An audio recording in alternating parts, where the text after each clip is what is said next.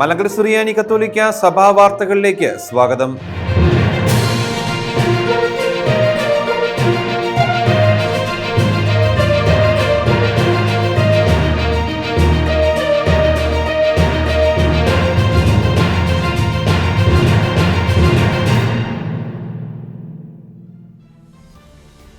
പുതിയ കാലഘട്ടത്തിന്റെ വിശുദ്ധരാകാൻ യുവജനങ്ങളോട് ലിയോ പാപ്പായുടെ ആഹ്വാനം. ഇക്കാലഘട്ടത്തിന്റെ പുതിയ വിശുദ്ധരാകുവാനും അധികാരത്തിന്റെ സംസ്കാരത്തെ തിരസ്കരിക്കുവാനും ആധിപത്യത്തിന് പകരം സാഹോദര്യത്തിൽ അധിഷ്ഠിതമായ ഒരു ലോകം കെട്ടിപ്പടുക്കുവാൻ സഹായിക്കുവാനും യുവജനങ്ങളോട് ആഹ്വാനവുമായി പരിശുദ്ധ ലിയോ 14 മാർപ്പാപ്പ. ഫ്രാൻസിസ് അസീസിയുടെ 800ാം മരണവാർഷികത്തിന്റെ സ്മരണയ്ക്കിടെ ഗോ ഫ്രാൻസിസ്കൻ യൂത്ത് മീറ്റിംഗ് 2026 എന്ന പേരിൽ നടത്തുന്ന യുവജന സമ്മേളനത്തിൽ പങ്കെടുത്ത് സംസാരിക്കുകയായിരുന്നു മാർപ്പാപ്പ. വിശുദ്ധ ഫ്രാൻസിസിന്റെ ജീവിതവുമായും ദൈവവിളിയുമായും അടുത്ത ബന്ധമുള്ള ചാപ്പലായ പോർസിംഗുള്ളയ്ക്ക് മുന്നിലുള്ള Saint Mary of the Angels ബസിലിക്കയിൽ വിശുദ്ധ കുർബാന അർപ്പിക്കുന്നതിനിടെയാണ് 2500 യുവജനങ്ങൾക്ക് മാർപ്പാപ്പ ഈ സന്ദേശം നൽകിയത്. ദൈവശാസ്ത്ര സമ്മേളനം നടത്തപ്പെട്ടു. KCBC സമ്മേളനത്തോടനുബന്ധിച്ച് ദൈവശാസ്ത്ര കമ്മീഷന്റെ ആഭിമുഖ്യത്തിൽ ഓഗസ്റ്റ് 3 ഏകദിന ദൈവശാസ്ത്ര സമ്മേളനം കാക്കനാട് മൗണ്ട് സെന്റ് തോമസിൽ വെച്ച് നടത്തപ്പെട്ടു. KCBC പ്രസിഡന്റ് അഭിമന്യ വർഗീസ് ചക്കാലക്കൽ പിതാവ് ഉദ്ഘാടനം ചെയ്ത സമ്മേളനത്തിൽ ഡോക്ടറൽ കമ്മീഷൻ ചെയർമാൻ അഭിമന്യ തോമസ് മാർ കൂർലോസ് മെത്രാപ്പോലിത്തൻ ആർച്ച് ബിഷപ്പ് മുഖ്യപ്രഭാഷണം നൽകി. Syro Malabar family commission secretary father doctor Arun Kalamattathil, KCBC doctoral commission joint secretary father doctor Martin S Antony ODEM എന്നിവർ പ്രബന്ധങ്ങൾ അവതരിപ്പിച്ചു. കൂടിക്കാഴ്ച നടത്തി. മലങ്കര സുറിയാനി കത്തോലിക്ക സഭയുടെ തലബിനും പിതാവുമായ മൊറാൻമോർ ബസേലിയോസ് കർദിനാൾ ക്ലീമീസ് കാതോലിക്ക ബാവ 2026 ഓഗസ്റ്റ് 1 ലോക് ഭവനിൽ വെച്ച് കേരള ഗവർണർ ശ്രീ രാജേന്ദ്ര വിശ്വനാഥ് ആർലേക്കറുമായി കൂടിക്കാഴ്ച നടത്തി. ആദ്യ സ്നേഹഭവനം കൈമാറി.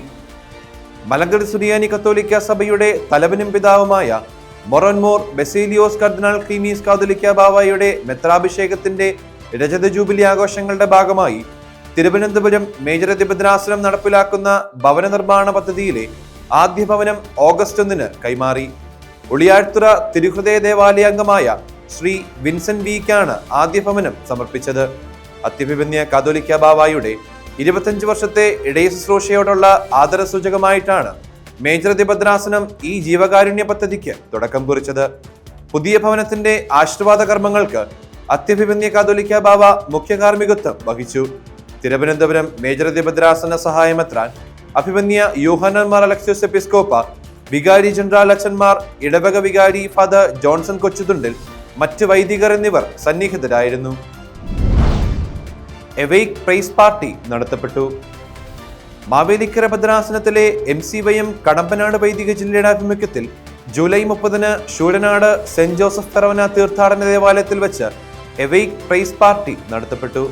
മാവേലിക്കര ഭദ്രാസന അധ്യക്ഷൻ അഭിമന്യ മാത്യൂസ് മാർ പോളികാർപ്പസ് മെത്രാപ്പോലീത്ത പരിപാടി ഉദ്ഘാടനം ചെയ്തു. പുനലൂർ രൂപതാധ്യക്ഷൻ അഭിമന്യ സെൽവസ്റ്റർ പൊന്നുമുത്തൻ സന്ദേശം നൽകി. Father Daniel Poovannathil, father Binoj Mulavarikkal എന്നിവർ ഈ ആത്മീയ ശുശ്രൂഷകൾക്ക് നേതൃത്വം നൽകി. അർദ്ധവാർഷിക സെനറ്റ് സമ്മേളനം നടത്തപ്പെട്ടു.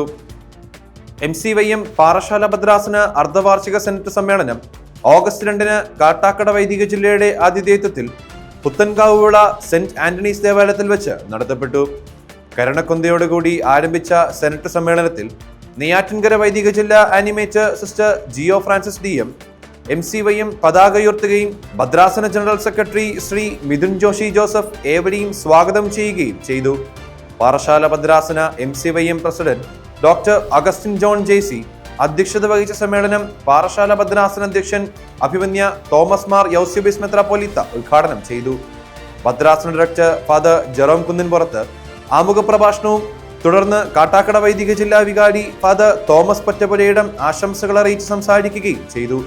5 വൈദിക ജില്ലകളിൽ നിന്നായി 75ഓളം യുവജനങ്ങൾ പങ്കെടുത്തു. പ്രളയബാധിതർക്ക് കൈത്താങ്ങായി പത്തനംതിട്ട ഭദ്രാസനം. അനുഗ്രഹ സോഷ്യൽ സർവീസ് സൊസൈറ്റിയുടെയും MCYM പത്തനംതിട്ട ഭദ്രാസനത്തിന്റെയും ആഭിമുഖ്യത്തിൽ വിവിധ ദേവാലയങ്ങളിൽ നിന്നായി സംഭരിച്ച ഭക്ഷ്യസാധനങ്ങളും വസ്ത്രങ്ങളും മറ്റ് ആവശ്യ വസ്തുക്കളും ദുരിതാശ്വാസ ക്യാമ്പുകളിലേക്ക് കൈമാറി. യുവജനങ്ങളുടെയും സന്നദ്ധ പ്രവർത്തകരുടെയും നേതൃത്വത്തിൽ സാധനങ്ങൾ തരംതിരിച്ച് പാക്ക് ചെയ്ത ശേഷമാണ് ക്യാമ്പുകളിലേക്ക് എത്തിച്ചത്. വരും ദിവസങ്ങളിലും ആവശ്യാനുസരണം കൂടുതൽ സഹായങ്ങൾ എത്തിക്കാനുള്ള പ്രവർത്തനങ്ങൾ തുടരുമെന്നും സംഘാടകർ വ്യക്തമാക്കി. ദുരന്തമുഖത്ത് പ്രയാസമനുഭവിക്കുന്ന സഹജീവികൾക്ക് ആശ്വാസമെത്തിക്കുക എന്ന ലക്ഷ്യത്തോടെയാണ് ഈ കാരുണ്യ പ്രവർത്തനം സംഘടിപ്പിച്ചത്. ഇതോടുകൂടി ഈ വാർത്താ ബുള്ളറ്റിൻ അവസാനിക്കുന്നു. കൂടുതൽ വാർത്തകളുമായി വീണ്ടും കാണാം.